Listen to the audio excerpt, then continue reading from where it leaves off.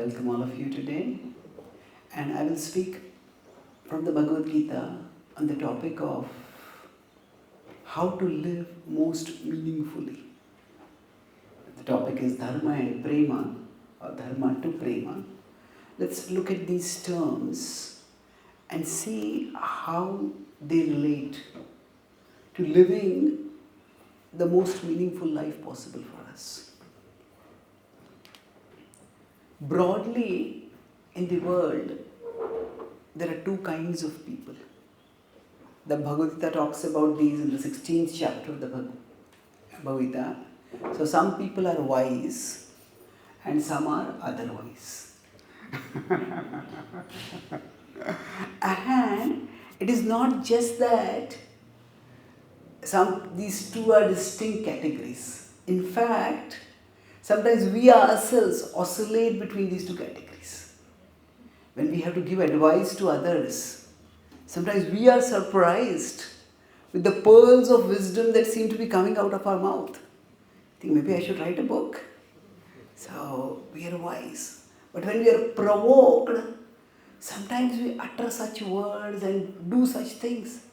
And afterwards, when we look back, we wonder, who is that person? That can't be me.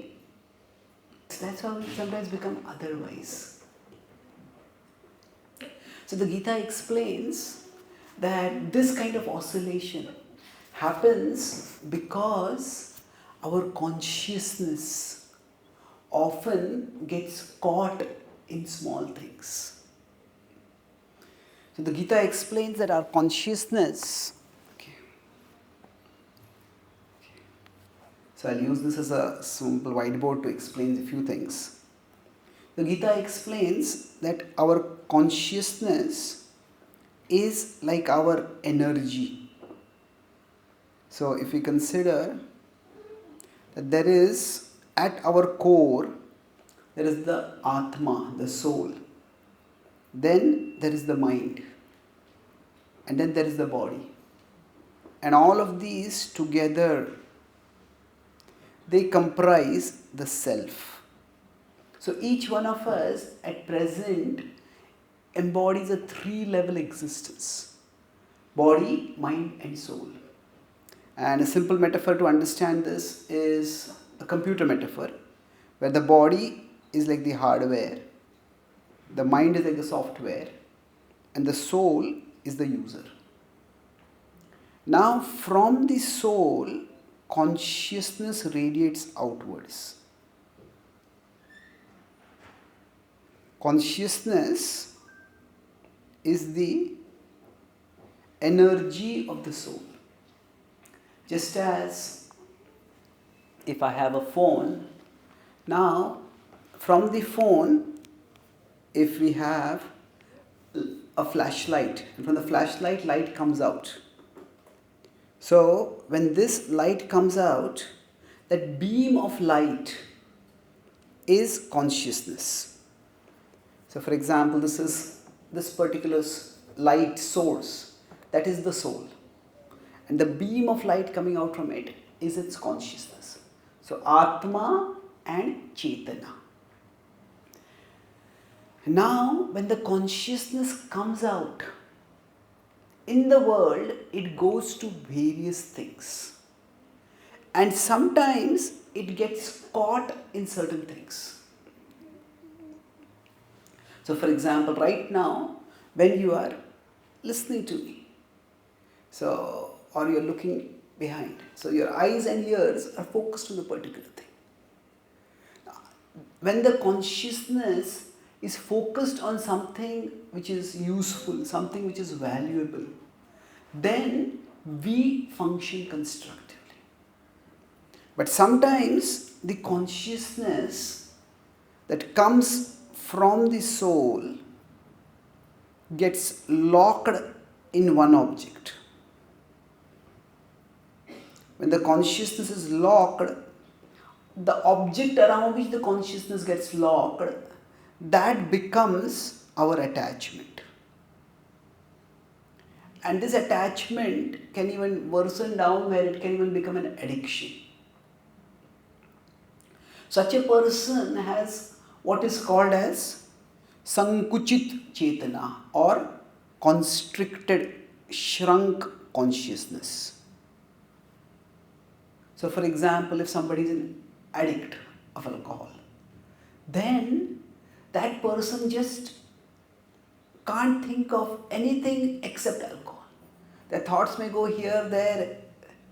That person may be sitting in a meeting talking with somebody, and suddenly the person they are talking to, that person in their mind, the shape changes to alcohol bottle. Oscar Wilde said that about addiction. He said, giving up smoking is the easiest thing in the world. I have done it over 1,000 times. So, we give it up, but it doesn't give us up.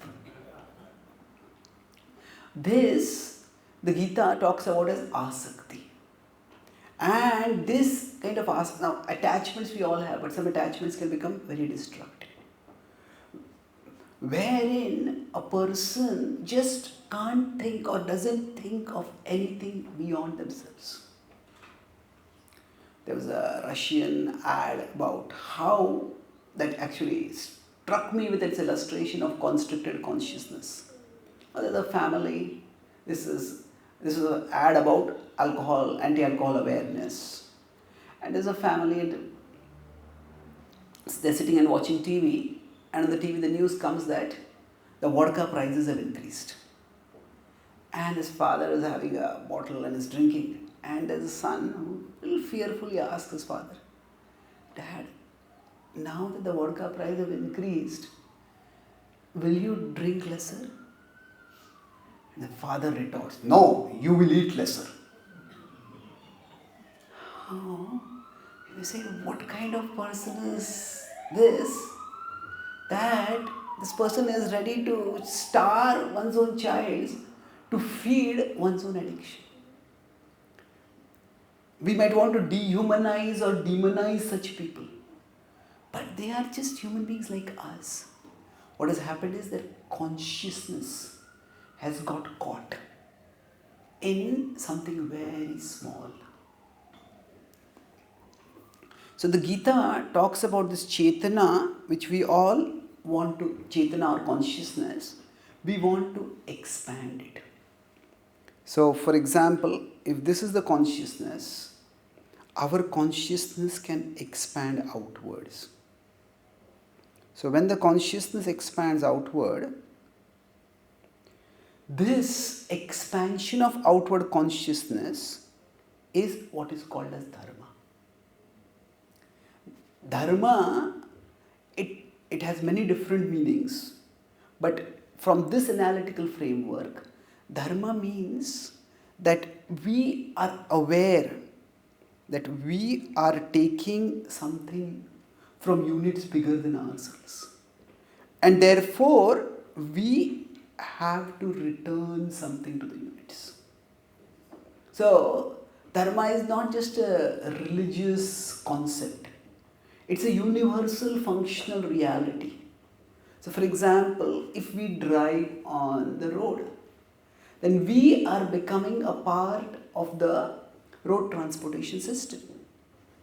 And then when we are taking the facility of driving on the road, then we need to reciprocate at a basic level by following the rules. So Dharma is not just some arbitrarily imposed set of codes.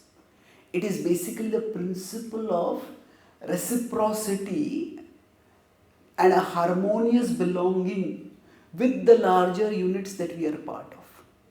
So if we are in a family, then we get something from the family, we need to return something to the family. If we are a part of a country, we take something from the country, we return something to the country. So the idea of Dharma is primarily meant to help us expand our consciousness. Now when there is no expansion of consciousness, then Dharma can seem like a burden. Dharma can seem like just a chore, it can seem like a ritual. But the fundamental idea is, when our consciousness expands, then we belong harmoniously. And every self-aware individual understands that there is something called Dharma. Like in the introduction, Dr. Sadhana talked about the fact that this land belongs to the elders. There are people who were living here long ago, before we immigrants have come here. And we acknowledge that.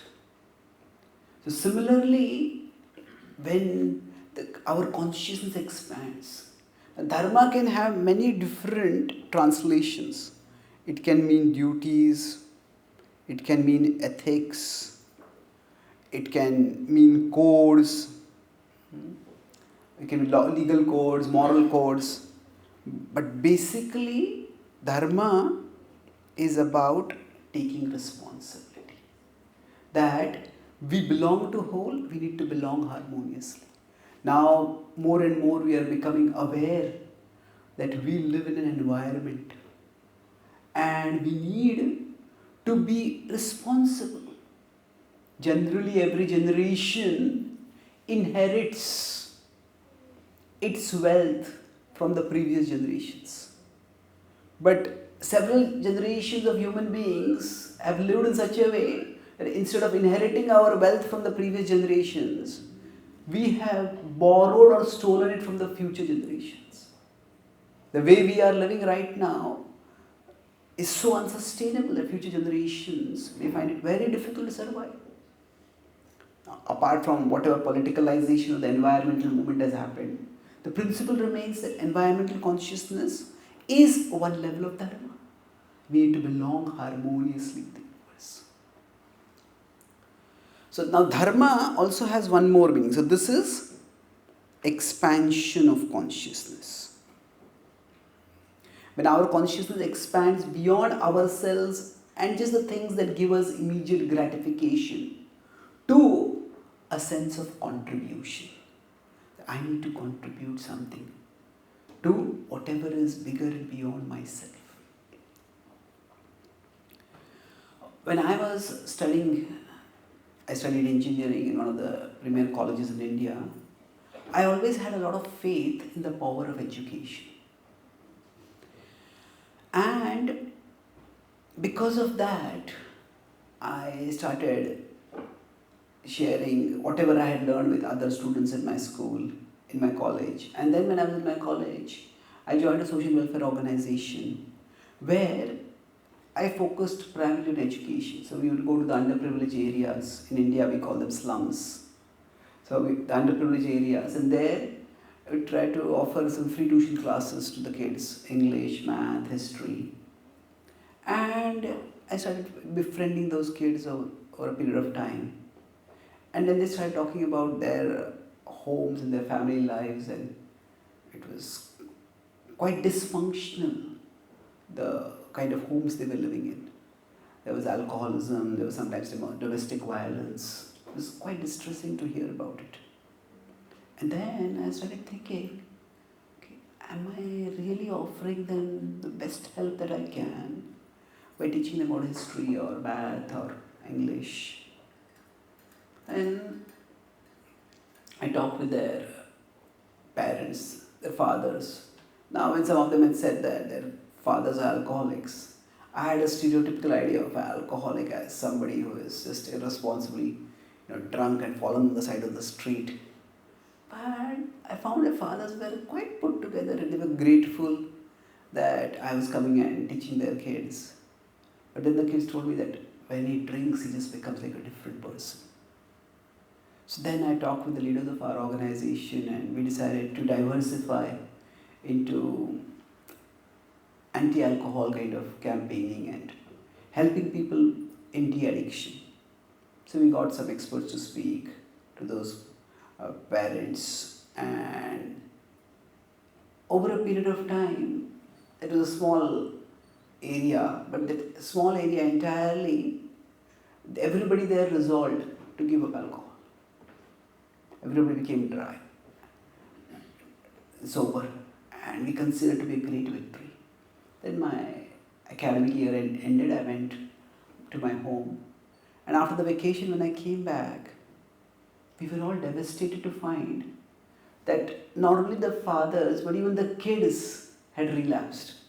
Because not really, the kids were not really drinking, but they had also succumbed to alcoholism. So at that time, I found that there had been a local municipality election, and one of the candidates, in order to woo the people, had brought several truckloads of alcohol free for everyone. And that's how everybody had succumbed. And that is when I started thinking that through education and employment thereafter, we are trying to open some doors for people. At the same time, it seems as if there are some pitfalls inside people. Somebody is walking forward, the pitfall is fall inside. So like there's something from inside which sabotages people. And that's when my reading, I was always an avid reader, but that's when my reading started becoming more psychological, more philosophical. I try to understand what goes on in the inner world. And that's when I came across the Bhagavad-Gita. I knew the Bhagavad-Gita from my childhood and memorized verses. But I read the Bhagavad-Gita, I just thought of it as a religious relic. But in my third year of engineering, I came across the Bhagavad-Gita and as a wisdom text. And then in 336, I found a verse that just spoke to me at that time. Arjuna vacha athakena prayuktoyam papam charati purusha anichanna pivarishneya baladivanyojitaha. Arjuna is asking, "Oh Krishna, by what is one impelled towards self-destructive action? As if by force, as if it's someone other than that person pushing that person to act. But this other is not outside, this other is something inside us." So what he's asking is, so if we all want to move ahead in life, but it seems to be that there is some kind of mysterious force which comes from inside and pushes us in the opposite direction.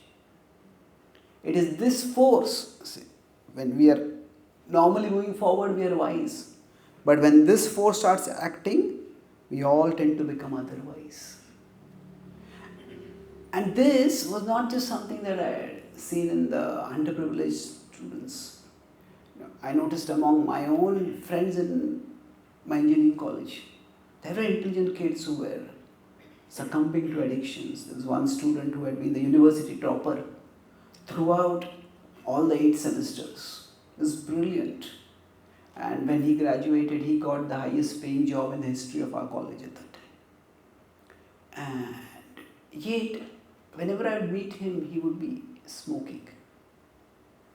And then we became friends. I was junior, but still we became friends. And I asked him, "Why do you smoke so much?" I said, "It just helps me think faster." Okay, I was thinking that it will make you stop thinking in the future. Isn't it? Unfortunately, in 6 months of his getting a job, he was diagnosed with advanced lung cancer. And within a year, he succumbed. That just jolted me. So this self-destructive force was not just something that was present in, say, uneducated or people, but here it was there among even people who are highly educated. That's when I started feeling that if I want to help others, yes, offering education is helpful, giving charity is helpful, but sometimes it can seem to be like we are pouring water in a leaking bucket. Everything that we offer, it just seems to leak out. Many of you are from medical profession. Sometimes you may offer the best treatment to someone, but if that person does not have a regulated lifestyle, that person often indulges in the very substance that ruin their health. So then that raises the question, is the help that we are offering really effective? So when the Gita raised this question, it struck me, okay, this is the question I also have. Now to understand the Gita's answer took me some time, several readings, talking with those who were Gita teachers. And I faced at that time one major obstacle, that I considered religion to be primarily something either sentimental or fanatical. It's just that people who don't have reason or logic, they believe in all kinds of strange things, or sometimes people who believe such things, they just become intolerant. There are some religions which have the idea that if you don't follow me, if you don't worship my God, you are going to go to hell. And there are other religions who are even kinder. They say you are going to go to hell, but we will help you get there faster. So, when I studied the Bhagavad-Gita, I approached it as a wisdom text, and I had talked with, there were some kids in our college who were very, very religious. But I found that they were also so narrow-minded. They were talking about God and they were worshipping God and they would chant so many mantras. But then there's so much prejudice towards anyone who didn't agree with their ideas. So that's when I understood from the Bhagavad-Gita that there is just we talked about elevation of consciousness. I talked about expansion of consciousness in this way, where from being narrow-minded, one starts becoming broad-minded. One starts thinking of bigger concerns. But what I found is, while this is good, like I was concerned about the kids in the underprivileged communities around me, but I found that my efforts were not really the most effective. They were at least, if not ineffective, at least under-effective. Now the Gita talks about one more thing. If our consciousness cannot just get expanded horizontally, it can also become elevated vertically. When our consciousness becomes elevated vertically, that is the time when we start thinking about higher realities. We may think about God, and then we may think about worshipping God. Now, generally, when this kind of expansion of consciousness happens, it happens primarily out of fear or out of desire. Fear is where that a person thinks, oh, maybe something bad is going to happen in my life. Maybe if I worship God, the bad thing will not happen. There was a movie PK which talked about something like this, fear-driven religion. Jo dar gaya, wo mandir gaya. Well, yeah, people may go out to a temple out of fear, and that's not very healthy. It's like some people say, God loves you so much. How much? If you don't surrender to Him, He'll send you to hell forever. That's how much God loves you. Well, what kind of love is that? So, this kind of fear-driven religion is not at all healthy. There can be desire-driven religion. I worship God. So, from my childhood, I found that this idea of worshipping God so that God will give you something, or you praise God so that God will give you something, that seemed either like flattery or like manipulation. So, if God really exists, is this you just praise Him and then He will give us what we are not meant to get? That doesn't make sense to me. So, once a person went to a temple and then he said, I'm going to buy a lottery. And he said, this lottery, it's worth $1 million. If I win the lottery, I will donate $500,000 to you. And then he went and bought the lottery. And then after After a week, the results came. When he looked at the results, his name was among the winners. And he was delighted. But then he noticed that his name was among not the first winner, but the second winner. He had got not $1 million, but $500,000. And then he went to the temple and he said, "Oh God, you are so clever. You took your share before only." So, this kind of worship, where it's just manipulation. So again, if we do a business, then in a business, we try to manipulate and give the least to the other person and take the most for ourselves. So I found this is not really helpful. People talk about God, but in their life there is not much positive change. So this kind of elevation of consciousness can actually make people narrow-minded. And this can lead to a lot of conflicts. Now in the world there are wars going on. Not all of them are because of religion, but sometimes when religion is used in a very restrictive way, that I and my God and nothing else matters, then it can make people narrow-minded.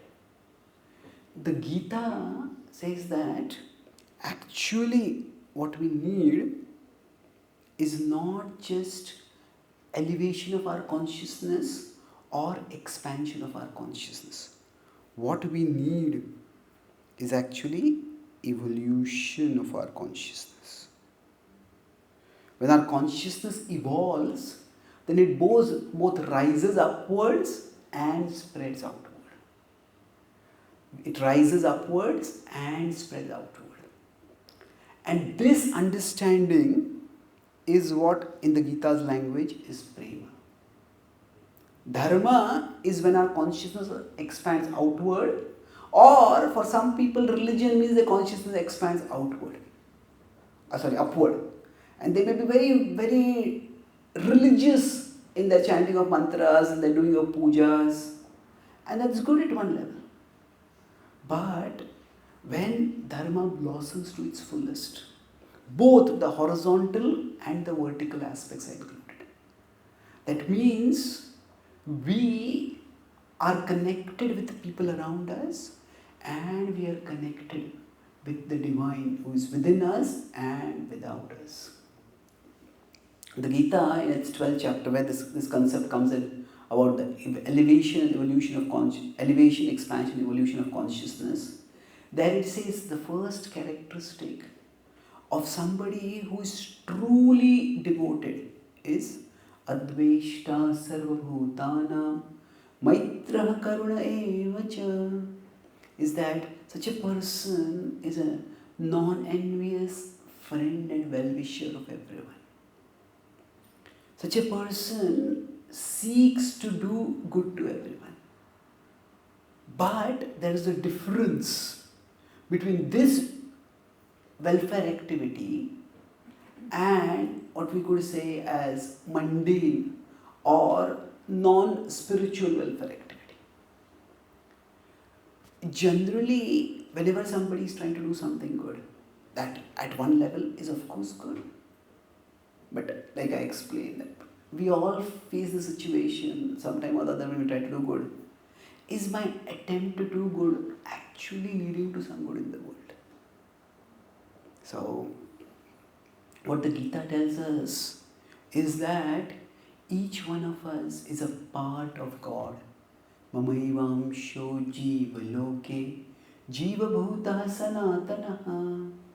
So at a philosophical level, we are all parts of God.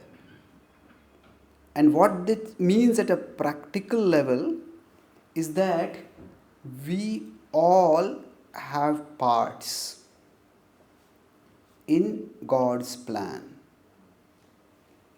That each one of us has a precious part in the divine plan for the upliftment of the world. So it's not just we all alone struggling to try to help ourselves and help others. Yes, there's a higher plan and a higher purpose. And when we understand this understanding empowers us in ways that can be enormously transformative. For us, when we have that upward connection with the divine, and then we have outward connection with others, then we are able to both find inner satisfaction and make outer contribution. So this, both dimensions of consciousness, this Prema is the ultimate result of bhakti. And bhakti, the Gita explains, has two distinct aspects to it. One is its inner aspect and the other is its outer aspect. The inner aspect is seen through devotion. It's through the joy that we experience in coming in the presence of God, the peace, the joy, the contentment. But the outer aspect is through service. So when there is only devotion but no service, then that becomes self-centered. When there is only service and no devotion, then that becomes under-effective. When there is devotional service, when there is the harmony of the inner and the outer, then we become the most effective. Why? Because what happens when we try to help others? Then we are not just alone trying to help that person, and that person is not just alone trying to take help from us. Rather, it is we who are instruments of the divine, helping that person connect with the divine who's in their heart. It's the most empowering help that we can give to anyone. Sometimes you say give food to a person, that person will be hungry after a few hours. Give a person a job, that person will be set for life. Well, the job is good. But the most important thing that we can give any person is access to the divinity within themselves. If they gain access to the divinity within themselves, they can be empowered for life. They will be empowered to not only find food and shelter and clothing and other things for themselves, but even help others with that. Every single being, living being, is a precious part of God, and everyone has potential. So what this means is, if we consider the divine, the Bhagavad-Gita knows the divine by the name Krishna. Krishna is above and say, we are here and the other person is here. So when we connect with the divine through our devotion, and then we connect with others in the mode of service, then this service is not just to help others face whatever difficulties they are facing. That's definitely there. But this service also involves inspiring them to link with the divine. And this link offers inner empowerment. It enables them, the Gita says that to the extent we are connected with the divine, the inner enemies, I was talking earlier about the inner sabotaging forces that are there, those get countered when we connect with the divine within our heart. Hunger is a big problem in the world. So many people don't have to die hungry every night. Have to sleep every night hungry. So people die of starvation. It's a tragic problem. At the same time, yes, people who are hungry have a problem. But are all the well-fed people happy? They have their own set of problems, isn't it? So there is an apparent problem and there is an actual problem. So when there is that connection with the divine within, then we become content, and then we can share that contentment with others. So I'll conclude with two anecdotes. Srila Prabhupada was introduced in the earlier parts of this presentation. Srila Prabhupada had this spirit of selfless compassion. His consciousness was both elevated and expanded. It was evolved. He was from his childhood a very devotionally inclined person. And then he grew up, he had a business, then he retired to Vrindavan, which is the holiest of holy places for the worshippers of Krishna. And many people go to Vrindavan or a place like Vrindavan to think that this is where I will live and this is where I will leave my body. And that way the hope is that we will go back to God.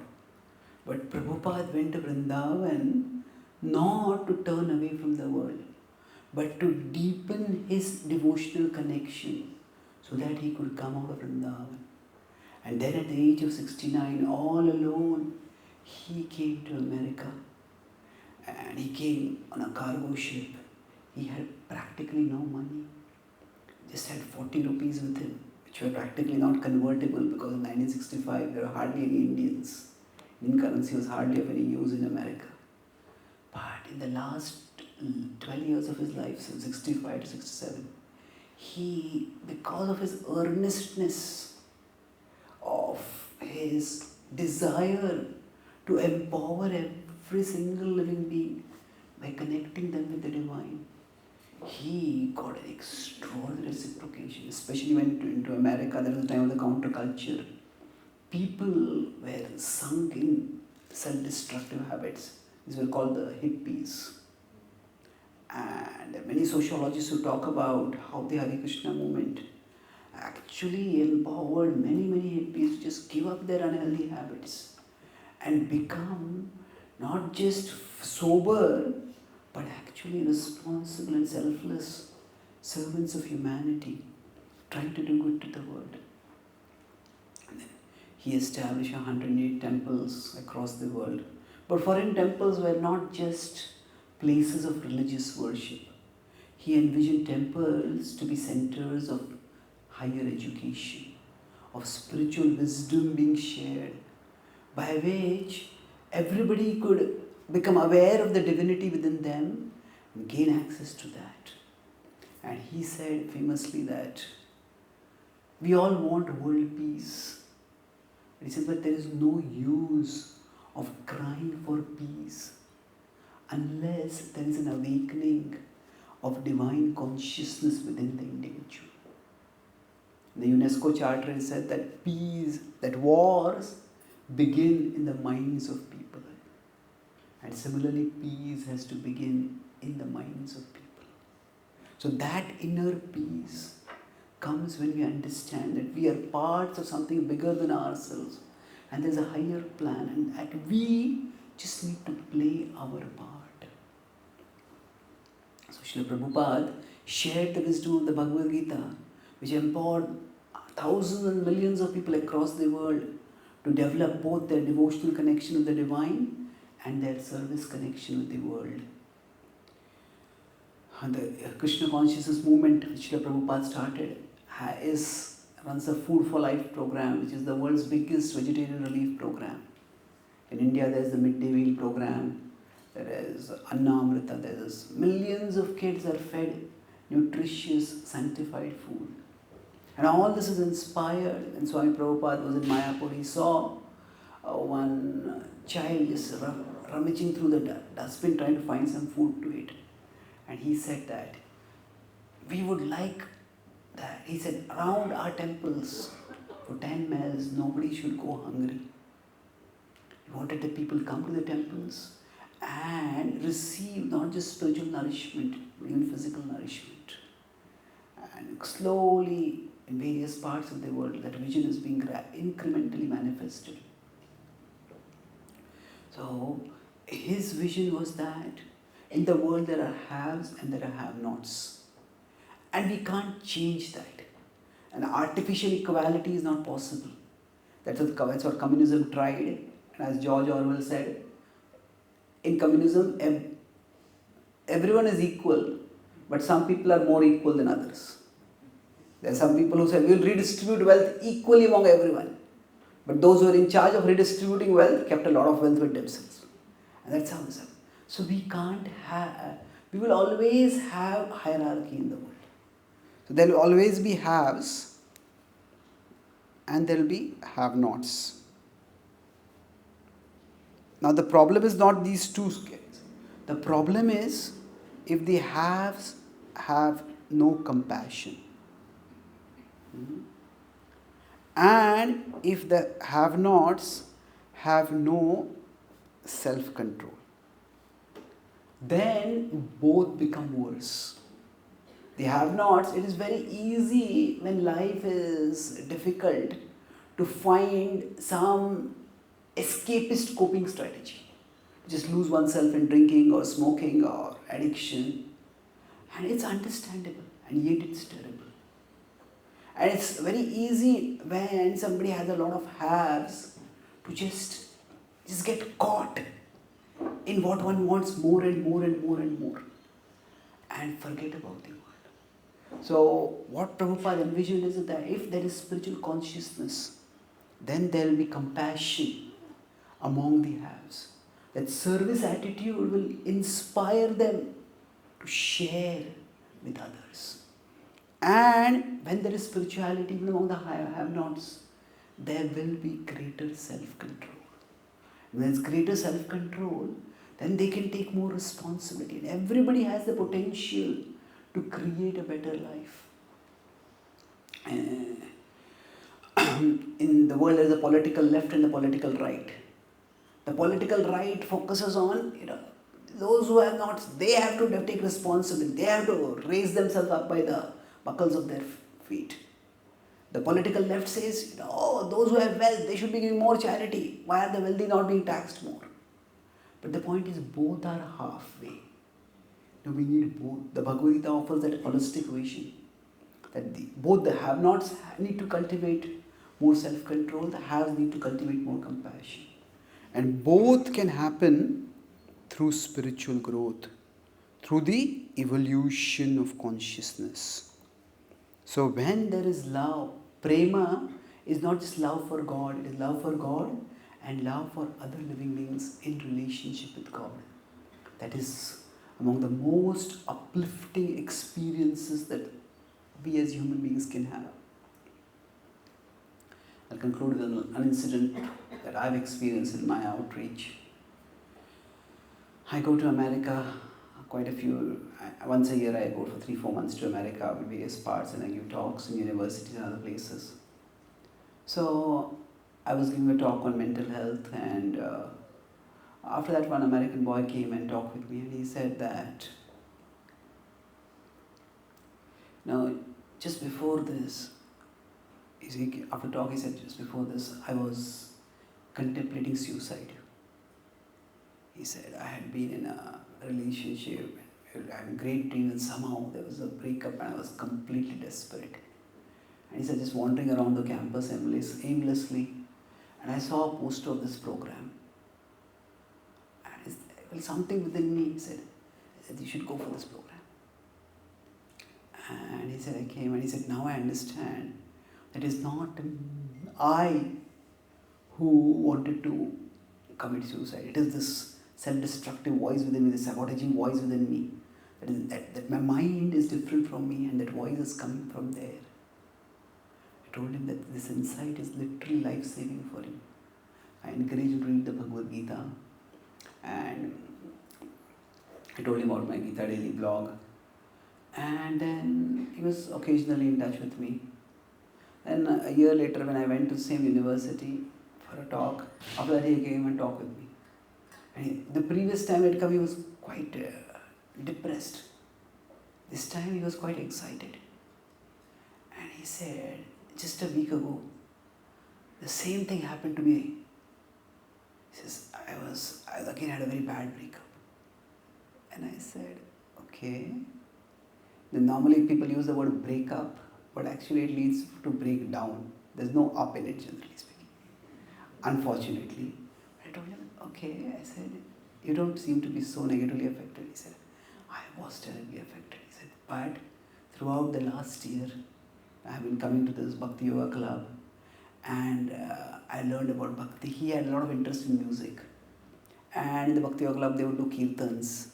So he said, I have my own instruments. I have my I play that, and my guitar I play that, and I was participating in the kirtans.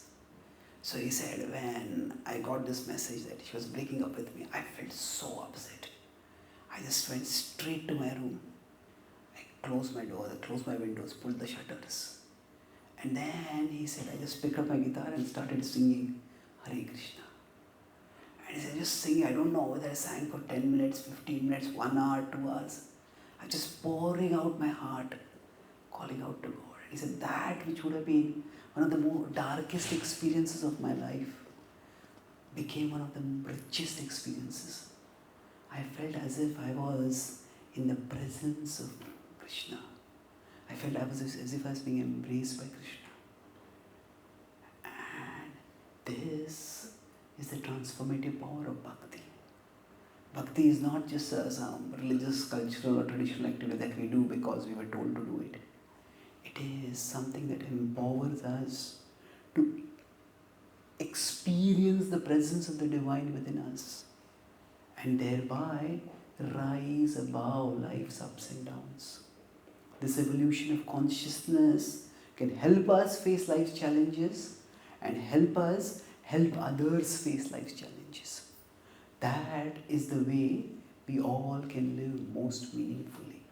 That was what the message that Krishna gave to Arjuna in the Bhagavad-Gita, and that is the message that is available to each one of us today. If we dive into the wisdom of the Bhagavad-Gita and learn to apply it in our lives and share it with those around us. I'll summarize. I spoke 3 main points today. First point I spoke about was the expansion of consciousness.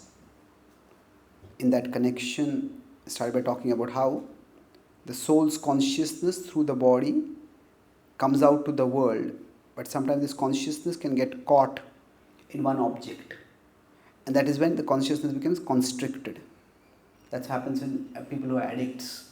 Now, when the consciousness expands beyond oneself, that expanded consciousness is Dharma, wherein we are aware that we belong to bigger units and we reciprocate with those units. Dharma can be ethics, law codes, it can be duties, but essentially it's harmonious belonging. Now, while the sense of Dharma is good, we want to do something for the units bigger than ourselves. I talked about how in my experience, I found that sometimes helping others was like pouring water in a leaking bucket. So, when there is this expansion alone, it's good, but it's insufficient. That people, like you try to help them open doors through education or employment, but their inner habits can sabotage them. Then the second part I talked about was elevation of consciousness.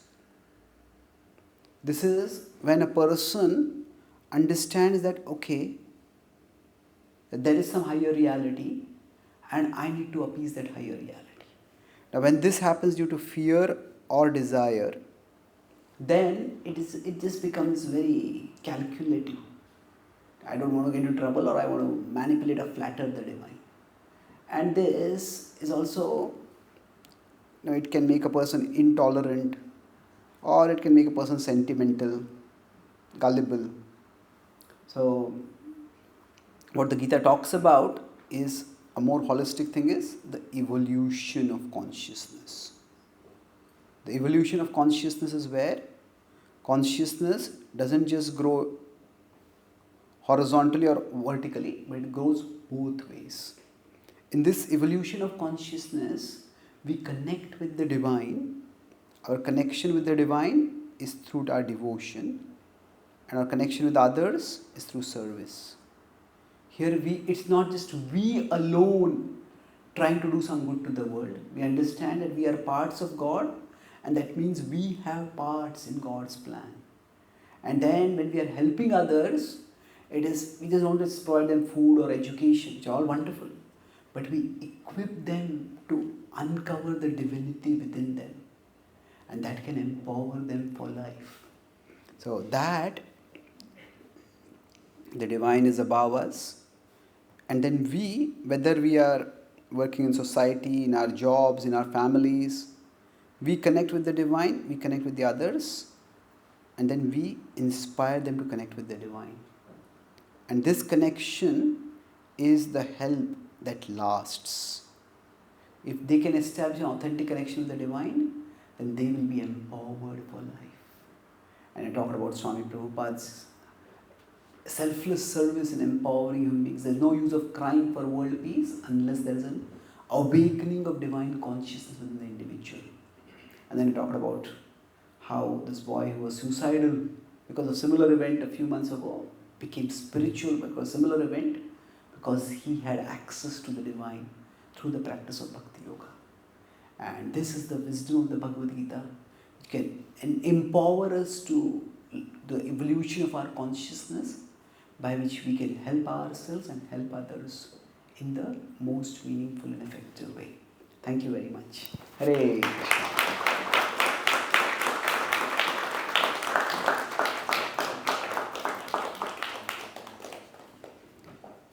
Are there any questions or comments?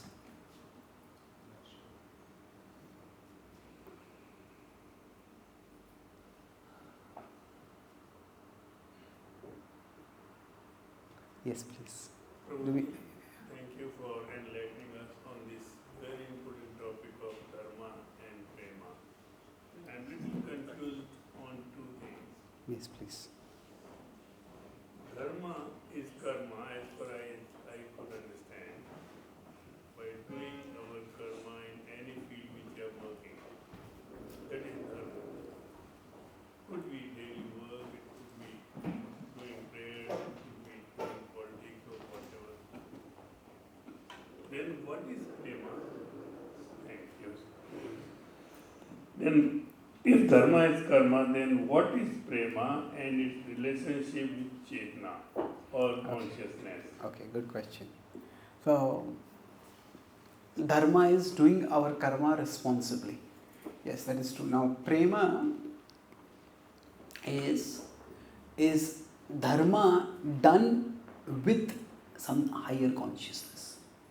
So, like I talked about the expansion of consciousness, that's wonderful. And if actually one has love for God, Prema refers primarily to love for God, then one has that vertical connection with the divine, and then one works in relationship with others. So when I am trying to help others, if we are trying to help others, we understand it's not just I who am trying to help. It is God whom I am serving. As a service to Him, I am trying to help. I am trying to become an instrument of His compassion. So Prema is Dharma with a devotional consciousness. So we do our karma, but we do our karma in more of a devotional service attitude. So swakarmana tam abhyarcha siddhim vindati manava. The Bhagavad-Gita says, some people translate this simply as work is worship. Well, that is not exactly the teaching of the Gita. Because if work is worship, then can a beggar or a robber say my work is also worship? Right? The Gita's teaching more precisely is work as worship. Work in a mood of worship. So when Prema is there, we invest our time adequately to connect ourselves with Krishna through our bhakti practices, through our individual practices. And then we connect with others in a mood of service. So both that inner development and the outer development both happen harmoniously. Okay. Thank you. And with respect to Chaitanya, it's just that when we are doing Dharma, our Chaitanya is expanded either horizontally or vertically. But when there is Prema, Chaitanya is expanded both ways, horizontally and vertically. That's what I call as the evolution of consciousness. Okay. Thank you.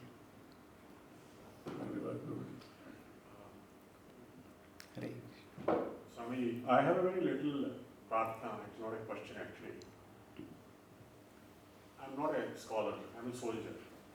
But one thing I know that when we use our own word and we start calling dharma as dharma, karma as karma, and prema as prema, it's not correct. I think we should just stick I have done some courses in English language, and today also they purely insist on Victorian pronunciations, British pronunciation.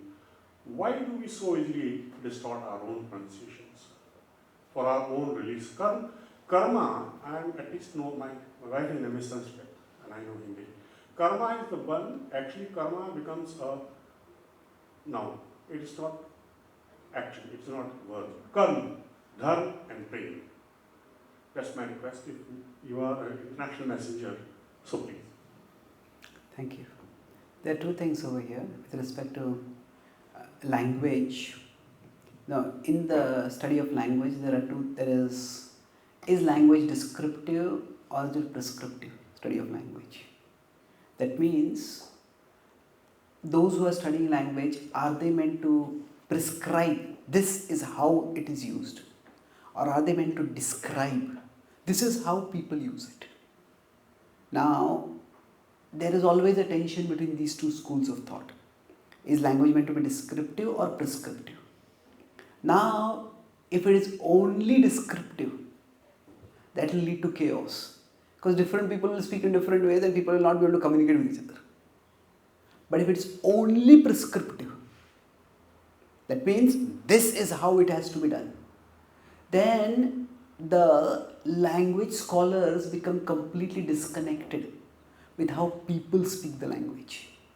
And the result of that is that language ends up becoming dead. So, the languages that have survived and spread across history are the languages that have had a healthy balance between the descriptive and the prescriptive. If you consider English language, whatever be its limitations, English has adopted words from various traditions. For example, karma. That's a word from Sanskrit that has come to English. And if you look at English etymology, there are so many words from different languages that it has incorporated. And those who are English purists are the people who rebelled against it. But there were, in the European history, we can say Latin was a very puritanical language. They insisted on being very purist. And the result of that is, Latin is just a language which is in history. Nobody speaks it now. Now, unfortunately, in the history of India, Sanskrit also became more prescriptive than descriptive. And that is why Sanskrit, fortunately, Sanskrit has not faced the fate of Latin till now. But it can very easily go in that direction. It can unfortunately go in that direction. Especially in the medieval periods, Sanskrit became extremely, I don't want to use a negative word, convoluted, but Sanskrit became extremely artistic and superfluous and flowery, and the result of that was that almost the spirituality that spread among the masses, that all became in the vernacular languages. See, and the result of that was Sanskrit started becoming retired upstairs. And we need to be very careful that the mistake of history of being overly prescriptive is not something that we repeat. If we do that, then all that will happen is Sanskrit will face, unfortunately, the fate of Latin.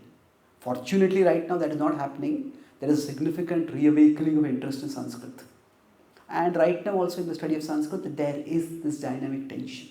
It's a healthy tension. Hopefully, we don't go so far towards the descriptive side that we just, what we speak, we may call it Sanskrit, but there's nothing Sanskrit about Sanskrit. That should not happen.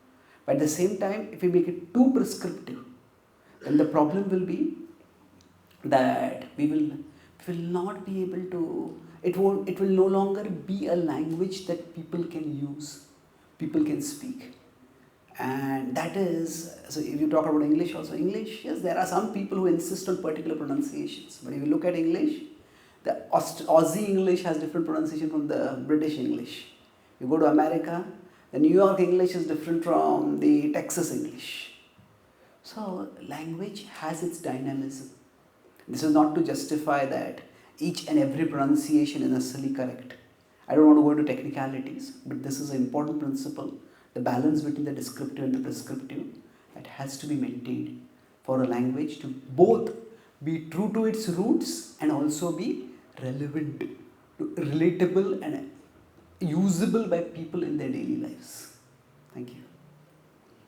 Yes, please. Namaste. My name is Deepa, and thanks very much for this very enlightening talk on the Dharma to Prema. And definitely, the way you guided is like a devotional, is a bhakti yoga to get the connect to the higher intellect or higher consciousness, and through the service, which is a bhakti yoga also. But can you just give a little bit enlightenment on the other devotional aspect to get the higher consciousness through like a Raj Yoga, to Karma Yoga, and then Bhakti Yoga? So is all three has to be in the same platform or same wavelength to get the higher consciousness, or whichever path you can through Raj Yoga to Karma Yoga, you can also achieve the higher consciousness? Yes, good question. Thank you.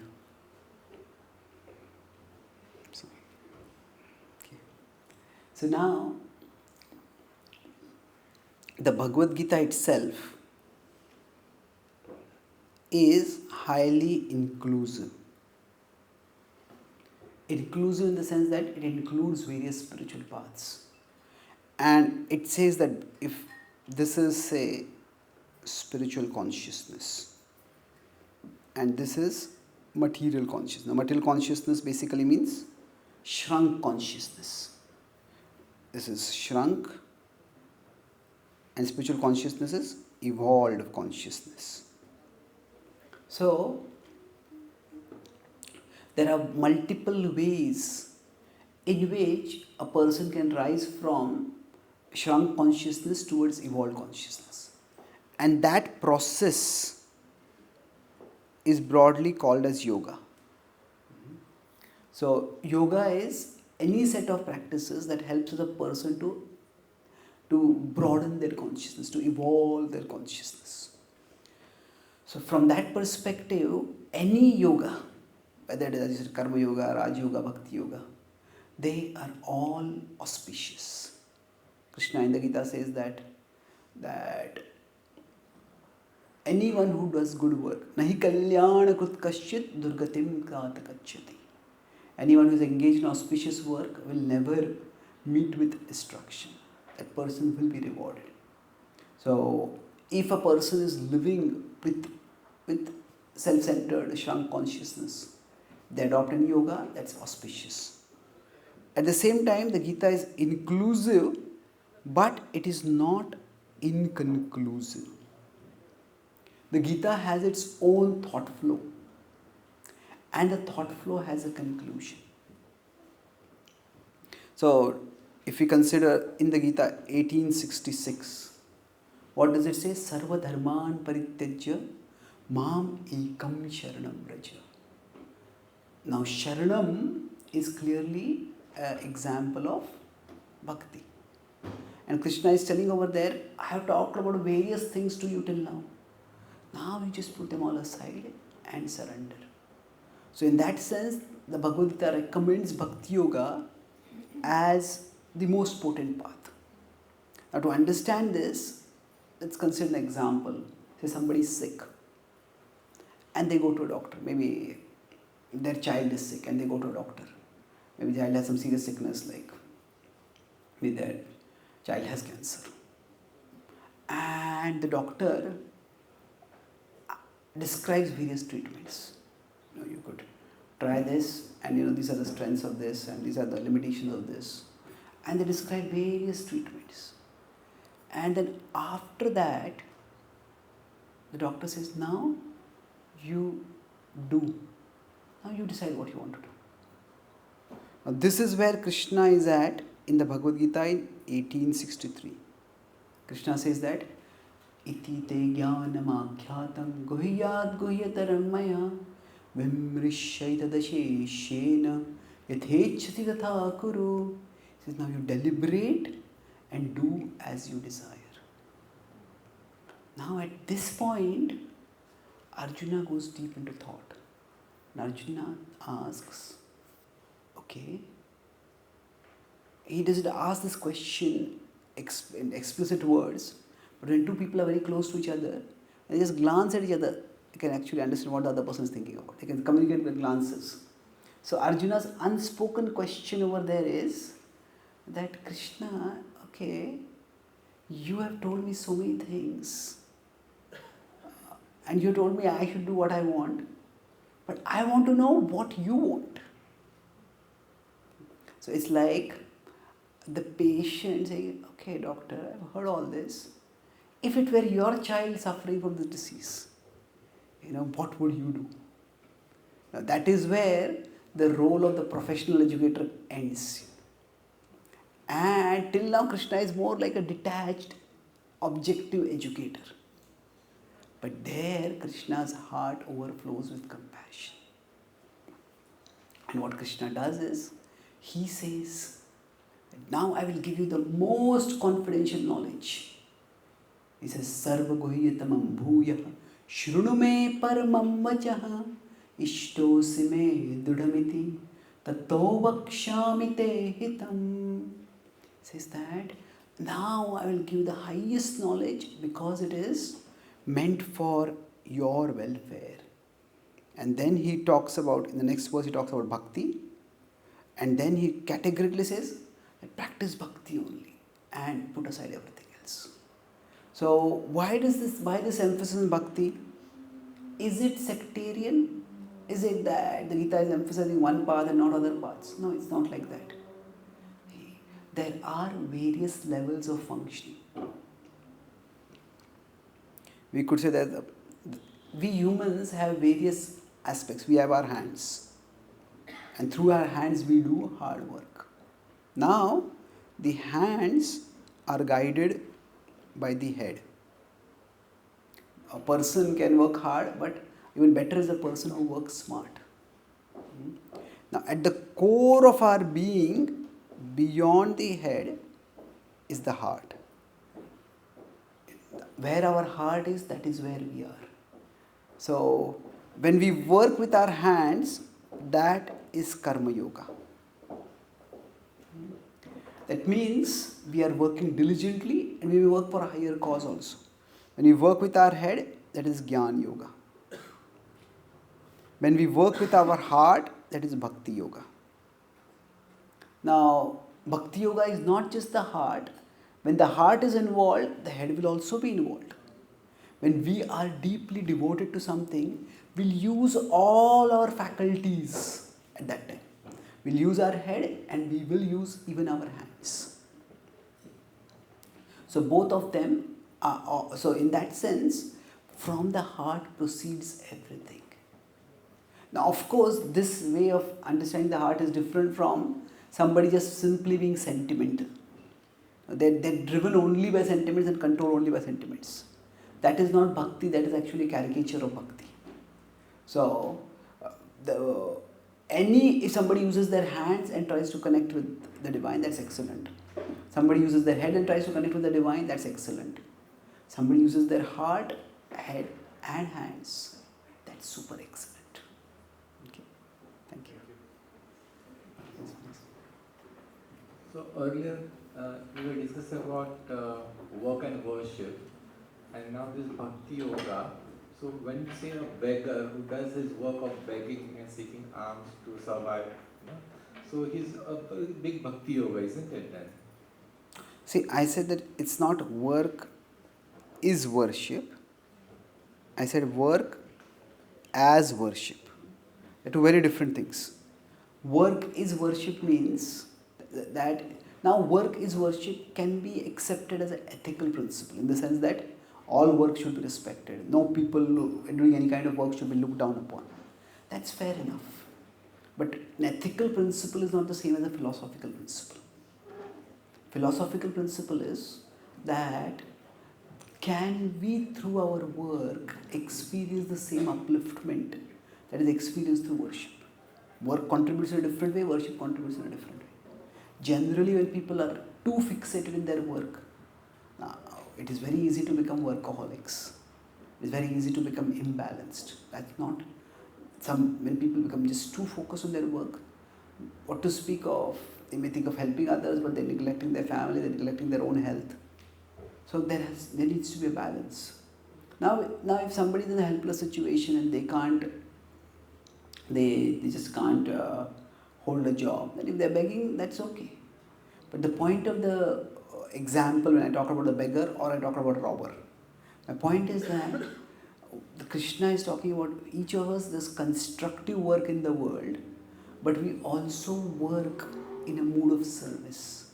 So we have our inner connection. We understand that whatever abilities I have with which I work, those abilities are gifts given to me by God. And with those abilities, when I am acting in a mood of service, then I am serving God. So we could put it this way, say God is above us, we are here, and what we have, that is God's gift to us. That is God's gift to us.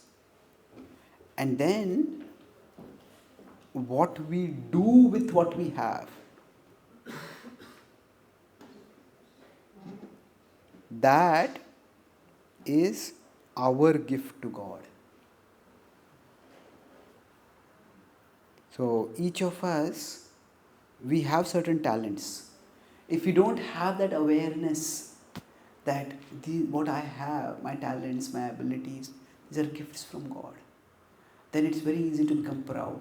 Then it's very easy to look down at others who don't have those gifts. But when I understand that what I have is a gift given to me, that gift is to be used in a mood of service, then when we create something of value, we create something of beauty, we engage in a mood of service, then what we do also becomes an act of worship. So this consciousness that what I have is a gift of God, this comes through bhakti practices directly done. This comes through coming to satsang, doing japa, doing some puja, and then after that, this also is done in divine consciousness. Without that, the service that we do, it is very easy. It's not necessary, it's not that everyone does that, but it's very easy to become very proud, imagine that, to start believing that I am the benefactor and elevator of others. We are instruments. So that humility remains when we have that connection. Okay? Thank you. Any other questions?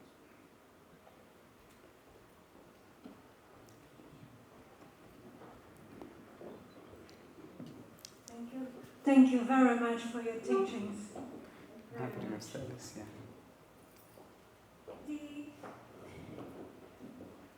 It's such an extremely good reminder of the development of our consciousness in a vertical and horizontal line. And it's very interesting to see that these two lines meet. And where these two lines meet is something to study. Yes, true. It's to develop this devotion and service. It's absolutely essential. But how to develop devotion?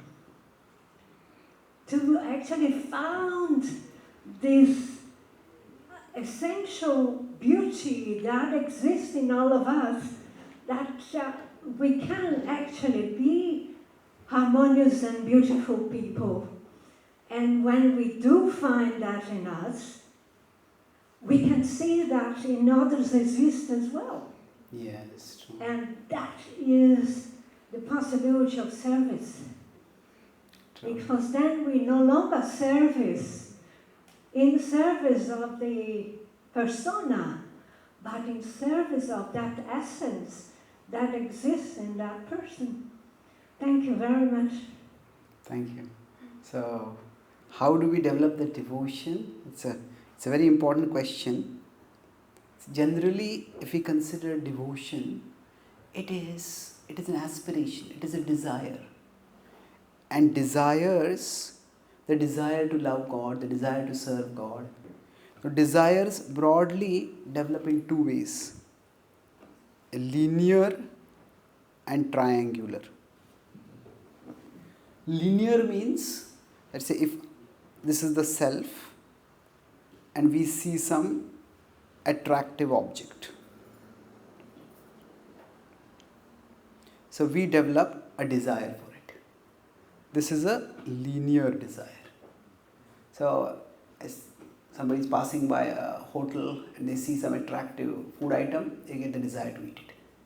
That's a linear desire. However, for many of the good things in life, our desires don't develop linearly. Like how many people pass by a gym and start thinking, oh, I want to start exercising. Maybe if they pass by a gym and they see somebody walking out of that gym, maybe there's a friend and that friend is looking very fit and healthy now. Oh, maybe I should also start exercising. So what happens over here is that there is very little direct desire, but there's somebody else doing that activity, and seeing them doing that activity triggers our desire. So this is basically a triangular desire. So in general, for things that do not seem to be immediately materially attractive, the linear desires won't develop. And that's why we need to tap the triangularity of desires. So okay, we might perceive God in some holy place, we might go to a temple, or we might look at some sacred book or whatever. Not many people will be just attracted by that. A few special souls might be. But for most people, when they connect with people who are devoted to God, that associating with them, somebody goes to a temple and they look at the altar and say, hey, this is just some decorated dolls. But then, if they meet some people who are actually devoted and they're singing and they're absorbed in singing the praises of God, and in the singing those, they say, okay, what are you experiencing over here? And we meet somebody who studied the Bhagavad-Gita and is drawing fresh insights from the Bhagavad-Gita. They come alive when they talk about it. What is there in this book? By seeing them, we get the desire. And that is why, to develop devotion, the principle in Sanskrit is bhakti sanjayate bhakti. We need to associate with those who have devotion. So saintly association or devotional association is the key for developing our own devotion. And by this, the triangularity of desires is tapped. We may or may not feel devotion when we come in the contact with the manifestations of the divine in this world. But when we associate with those who are devotees, that triggers the devotion. That's one of the strongest ways to change ourselves for the better. Whether it is internally in terms of developing devotion or externally in terms of developing service attitude. If we associate with those who are doing it, then we will also be able to trigger or activate those similar aspirations within our own hearts. Thank you very much. Hare Krishna.